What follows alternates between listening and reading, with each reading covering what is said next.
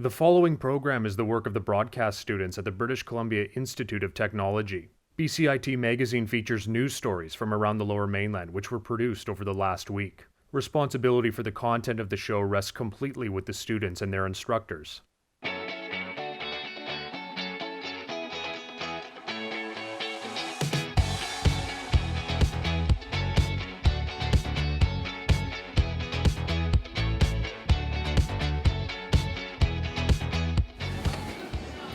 Coming up on BCIT Magazine, stepping up to help flood victims. BCIT honors Hussain Canadian. And it's beginning to look a lot like Christmas.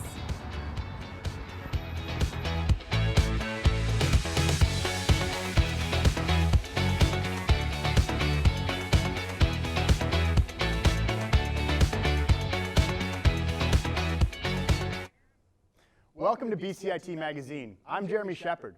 And I'm Angela Bauer. Here's what's happening this week.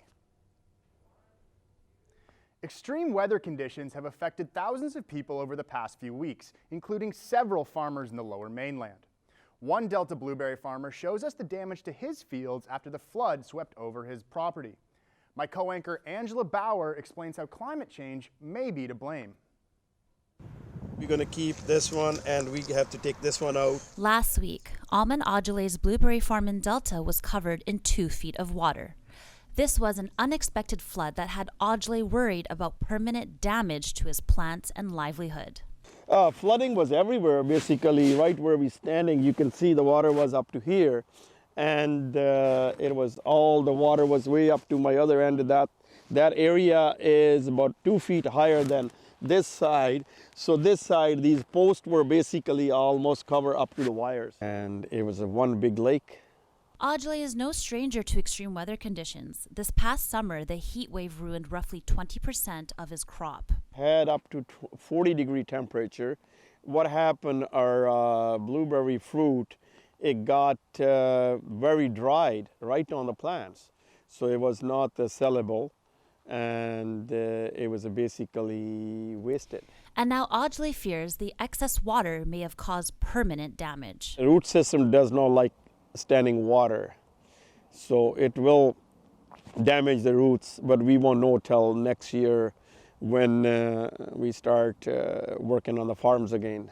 From fires to floods, experts say the ramifications of climate change won't be going away anytime soon. Every time we go up, even like a 0.1 degree Celsius, we start experiencing some dramatic effects, and we start seeing some of the implications of it. So, this is just to say that, reasonably speaking, we're going to see more of it. And Newell says with more flooding, we may see coliform bacteria and fecal matter pollute local farms. Takes contaminants and spreads it around, right? And this in itself, it becomes a big concern because you don't necessarily want a lot of contaminants flowing down into our food lands, our growing lands, right? And also going into the water courses around these growing lands. Aujlay converted the damaged berries into juice, which is not very profitable. He hopes that next year will be a more fruitful harvest without the extreme weather. Angela Bauer for BCIT Magazine. The floods in Abbotsford have destroyed several properties, making many homes uninhabitable. One family struggling to survive but can't afford to leave their damaged home because of a rental agreement. And there's a hole next to a different room. The Bethel family, including 3 children under the age of 5, live in a farmhouse that was severely damaged by the floods. They claim the landlord promised to fix the home, but after 2 weeks, it is still unlivable and dangerous. The family is now confined to 1 room, and they have converted their bathroom into a makeshift kitchen. The Bethels are asking their landlord to repay $2,300. They claim their landlord is not cooperating. I would like a refund for the days we were here where it was unlivable, and just the damage deposit back as well. BCIT News reached out to the residential tenancy branch, and they told us landlords are required to return any rent paid for the days a unit was uninhabitable due to the floods. Some good news, the family has found a home and will be moving to Surrey. It's not only farmers and families that have been hurt during this weather event. Many golf courses have experienced a different kind of water hazard. Our reporter Ben Basran hit the links to master the art of golf course maintenance. Weather has taken a toll on the trees at Capilano Golf Course. Heavy winds and rain have pounded the course for days. We're getting that heavy winter rain, our bunkers wash out and that sand gets contaminated, and it's a lot of labor to get them ready again for playing this spring. Despite COVID-19 restrictions, the golf course saw an increase in players, but the weather made it harder to keep the course playable. Even with all the bad weather, the Capilano grounds team still sets the course up every morning for the members. The greenside bunker project that we did in 2020 means the greenside bunkers are effectively perfect through this amount of rain. The fairway bunkers, not so much so. Members are grateful they were able to play so soon after the storm. And our course drains extremely well. As a matter of fact, last week when we had the downpour, we were on the course the next morning cutting greens and fairways, and members of the road having full play. Although Capilano has had good luck with its drainage, partly because it's situated on a mountain, not all golf clubs have been that fortunate. Just talking on the flooding right away, I've seen that a lot of our clubs and our courses in BC have really been hit hard, and it's tough to see with all the rain that has hit, especially in the Fraser Valley region. Dozens of golf clubs have been affected. The water has completely flooded out courses from Abbotsford all the way to Hope. Many courses now have their fairways looking more like rivers. With more rain coming, heavy machinery has been purchased to help with cleanup and maintenance efforts. Amidst extreme weather and droughts and floods, golf has remained a popular sport that is safe to play during this COVID-19 pandemic. I'm Ben Basran in West Vancouver for BCIT Magazine, and I'll see you on the links.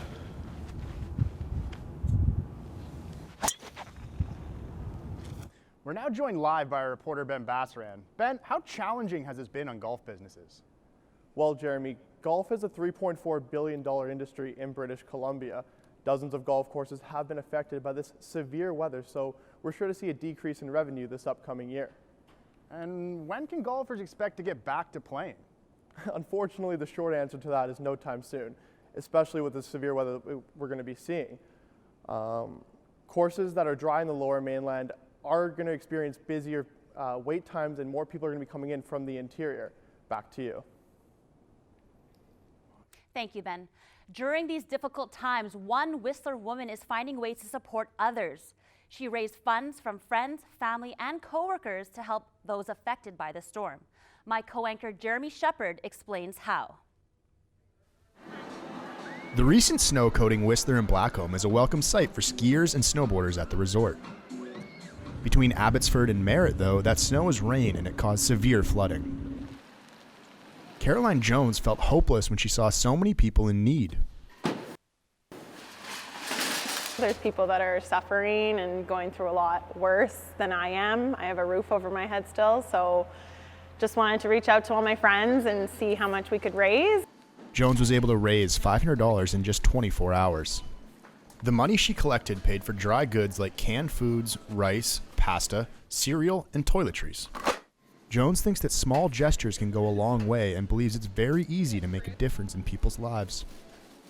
I definitely preach be kind. It's free to be kind. I think that a little can go a long way. I think a lot of people don't realize that. $5 can buy 5 cans of soup. Jones filled her truck and drove from Whistler to Port Moody, where a local farm was collecting food for families affected by flooding.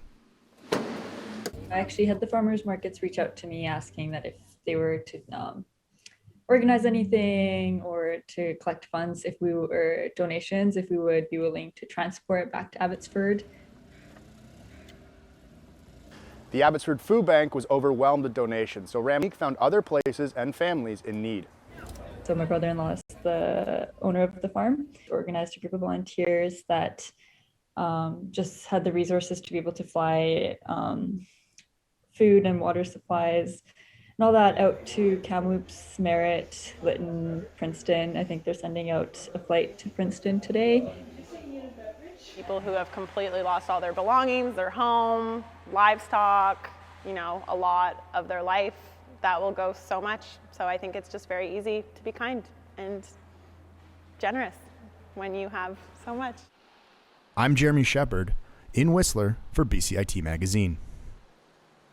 Coming up after the break, why young adult novels are turning the page.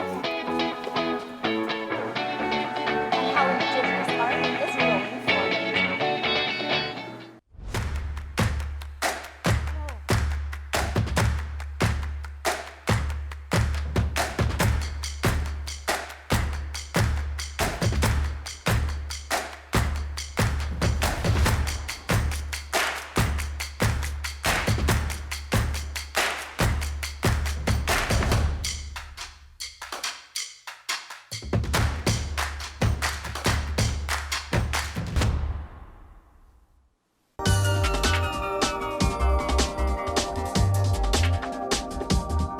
I chose BCIT because I know that all the programs are very hands-on. We have our own radio station. Like it's one of the best programs that I've ever heard of. I am starting a job on Monday, so confidence is high. Honestly, I didn't think it was going to be this fun.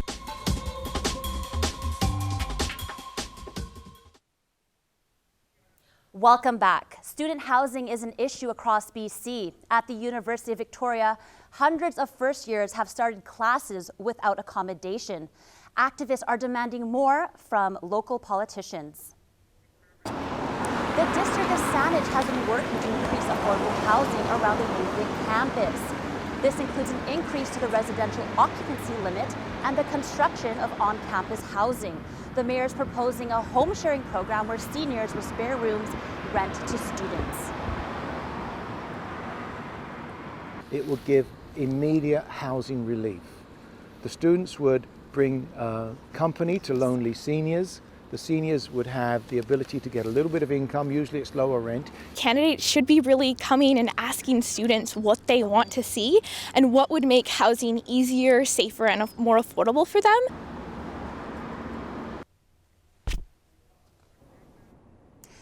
I'm now joined by reporter Jonah Van Driesum. Jonah, how bad is the housing shortage at the university? Angela, at least 300 students started classes without housing, and UVic removed their first-year housing guarantee for students on campus, instead moving to a priority lottery. At least 1,000 students are thought to be living in illegal housing situations. So, Jonah, are there other solutions being considered? Yes, Mayor Haynes, the mayor of Oak Bay, and the UVic Student Society president have formed a working group to create new projects. Mayor Haynes pointed to lane houses, garden suites similar to lane houses as a potential solution. The UVic Student Society said their top priority is increased occupancy limits. Back to you. Thanks, Jonah. Readers can now enjoy more books with LGBT representation in the young adult genre. This signals a major change for queer stories and their authors. Reporter David Natalini takes a look at this new chapter. From bookstores to the local library, there has been a notable increase of LGBT books for teens. There has been a need for it, and so people are writing into that need. BC-based writer and teacher Tanya Boteju is the author of Kings, Queens, and In-Betweens, an award-winning novel about a queer teen's self-expression. Boteju says she is inspired to write because of her students. I was excited to write something for them, for the kids that I have worked with, and then kids I don't know as well. I wanted to write kind of stories that I would have liked to have read, I guess, when I was a kid. For many authors, this increase in diversity is a welcomed change to a genre that has had little to no queer representation for years. Between 2013 and 2017, LGBT and lesbian fiction was the second largest growing subgenres, increasing by 29,700%. And according to Statistics Canada, 1/3 of LGBT Canadians are under 25. Companion Books manager James Mullin says queer stories invite readers to celebrate and positively impacts genre diversity. I would say for myself, when somebody else writes something from their experience and it's not mine, that enriches my life. And so that voice from that one specific community starts weaving into other things, creating a realistic YA is a place where diversity is happening in a way that it isn't in other genres. And I think a big piece of that is because teenagers, young people are devouring it. Teenagers are way ahead of the game in this stuff. Like, they know way more than adults, and they have the language for it in a way adults don't. Boteju says LGBT novels are on representing LGBT identities. I think that like adult fiction and different genres can probably catch up. They have some work to do. David Natalini, for BCIT Magazine. Do you like skateboarding? Do you enjoy art? Then a new exhibit at the Museum of Vancouver might be for you. Border X is a visual and interactive display that ties Indigenous culture with board sports. Reporter Alexander Marleau takes us for a ride. These Indigenous children are learning a new sport, but the lessons go much deeper than that. Our mission statement is to empower Indigenous youth through the positive impacts of skateboarding. A group called Nation Skate Youth runs a cross-country program that teaches youth the importance of being proud of who they are and their background. We do that through our workshops where we have circle talks where we're able to connect with the youth. The Halfpipe Inside is a new exhibit at the Vancouver Museum where sport and art come together. It's really about just finding new ways to connect with territory and experience, being outdoors and being athletic and expressing yourself and identity in a way that maybe isn't mainstream. A variety of artists have painted boards with stories, including how boarding practices challenge the status quo and conformity while demonstrating knowledge and relationships with the land. One of our outcomes is that the youth can be proud of who they are and where they come from, that they see the importance of preserving our culture, our history, and our language, our traditions. The Border X exhibit has been traveling across Canada for the past 5 years and features 7 Indigenous contemporary artists. At the end of this exhibit, the board art will be auctioned off with proceeds going to support the artists' communities. The Border X exhibit will be at the Museum of Vancouver until October 2022. I'm Alexander Marleau in Vancouver for BCIT Magazine. BCIT News sits down with Carole. And a happy holiday event returns.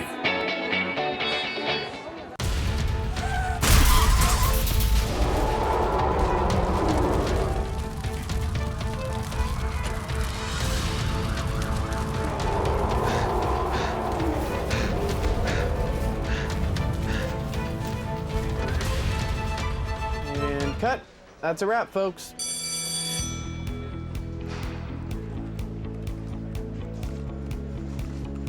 BCIT, your future starts here. Going live in 3,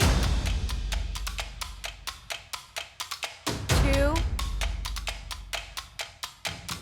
1.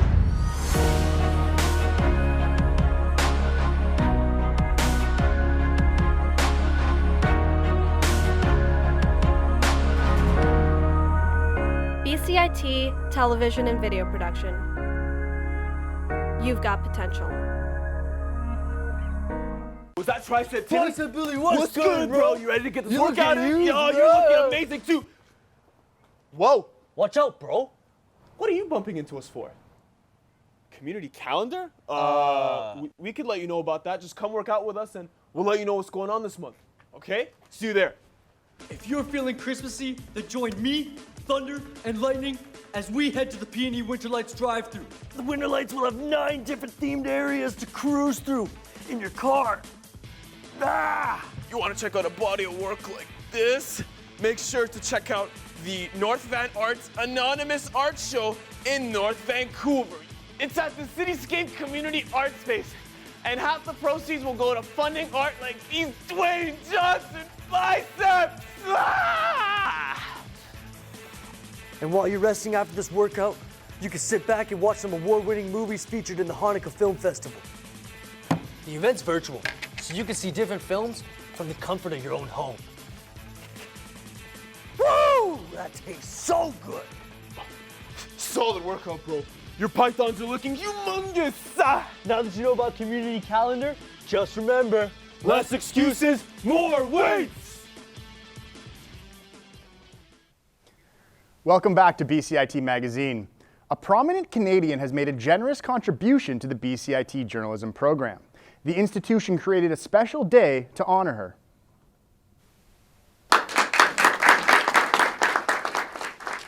BCIT has officially renamed Studio 2 the Carole Taylor Broadcast and Journalism Studio. Taylor's remarkable career spans several decades.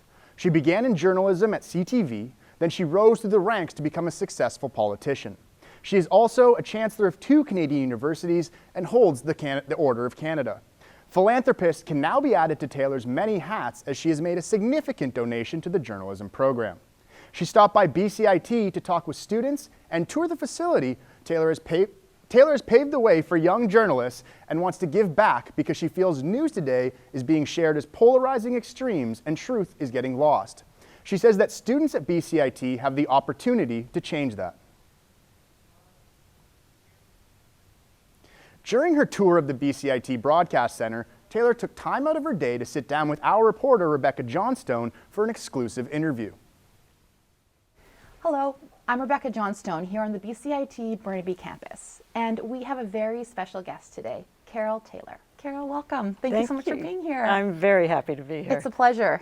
So we're going to dive right into our conversation. You were a journalist for a long time, first at the CBC and CTV, and I'm sure that you saw the industry change a lot in your tenure. How important is journalism today in 2021? Oh, I think it's never been more important, and I also would say I've never been more discouraged, because what I've seen happen to journalism in the last few years is this narrow ideological approach to things, so that if you turn on one television station, that's the only point of view you hear, and you turn on another and then you only hear that point of view. Yeah. Journalism to me is the roundness of every subject, so that you ask the questions and understand all the positions before you do your story and go to air. And so if I'm the audience, I learn. So you started your career as a journalist reporting on politics, and then you made the leap into politics yourself. What was the inspiration behind that? Well, I care about public policy and have for as long as I can remember. And so I would always be interviewing people, and whether it was elected politicians or people who were coming along, and I'd say, you know, what's your position on this? What's your position on that? And I got tired of hearing myself saying it to everybody else, and at some point I looked in the mirror and thought, if I think that other people should be doing public service, I've got to do it too. In your broadcasting career as a successful female journalist, what was your experience like in an industry that was so dominated by men? It was tough to get out of the stereotype. If you did make it as a woman, mind you, I was paid half what my male co-host was paid. Mm-hmm. You know, I had to fight not to be handed the recipes to do on the show, that I wanted to do the Prime Minister, or I wanted to do the serious political things. Well, you're paving the way for people like me, so thank you. Well, thank you for choosing journalism. We're desperate for people who really want to find the truth. That was our interview with Carole Taylor here in the newly named Carole Taylor Broadcast Journalism Studio. Rebecca Johnstone in Burnaby for BCIT Magazine. A popular craft fair returned to Victoria after the pandemic forced it online last year. Reporter Jonah VanDusen tells us why the community was so excited to have it back.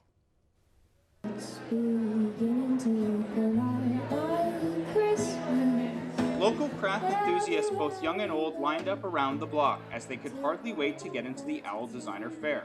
It brings all the community together. We've got almost 40 vendors this year, all local handmade artisan goods. The COVID-19 pandemic canceled the fair last year, but now those vendors are back with everything from buttons to bow ties, all made or sourced locally.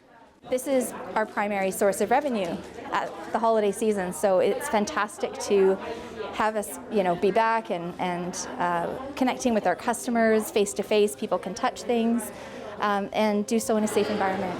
And the Owl Fair has been great. It's been such a great crowd of people. I think people are really excited to get back out in the world and be actually shopping with people again rather than doing everything online. For some, the weekend fair is more than just a chance to help their business. This is the first in-person craft fair or event really that I've done since July 2019, and so it's really exciting to see people in person again. Shopping wasn't the only attraction, as local performers were on hand. And for this musician, the fair was a great way to reconnect. Yeah, so it's just great to be able to play for an audience again. I think that's something that a lot of performers kind of really miss, so I definitely share that sentiment. Based on the turnout this year, organizers say a return to the annual schedule for the event is inevitable. Jonah Van Driesum in Victoria for BCIT Magazine. Holiday attractions like the VanDusen Festival of Lights have returned, but they do come with new COVID restrictions. Our reporter Tai Ali got in the Christmas spirit. Crews are working to set up over 1 million lights throughout. The Festival of Lights is back for the 37th year, but VanDusen has had to adapt with multiple new safety protocols throughout the garden. So this year we have a number of safety protocols in place with the COVID-19 pandemic. Limiting capacity, all of ours are sold online through entry times throughout the night, and the garden this year, which is new. However, they are not the only holiday attraction facing the same challenges. The annual Vancouver Christmas Market was another Vancouver holiday favorite that was postponed because of the virus. Vancouver missed out on both of these holiday festivities last year, but people have a lot to look forward to this year with some features. And overall, saw about a 30% reduction in visitation during the 2020 year. Also on the way are new artistic features and installations, including a virtual Santa experience, popcorn, hot chocolate, mini donuts, and chocolate fondue. So far, we've seen a lot of demand we ever had in previous years. The lights turn on for the public on Friday, November 26th, and will be open until January 3rd.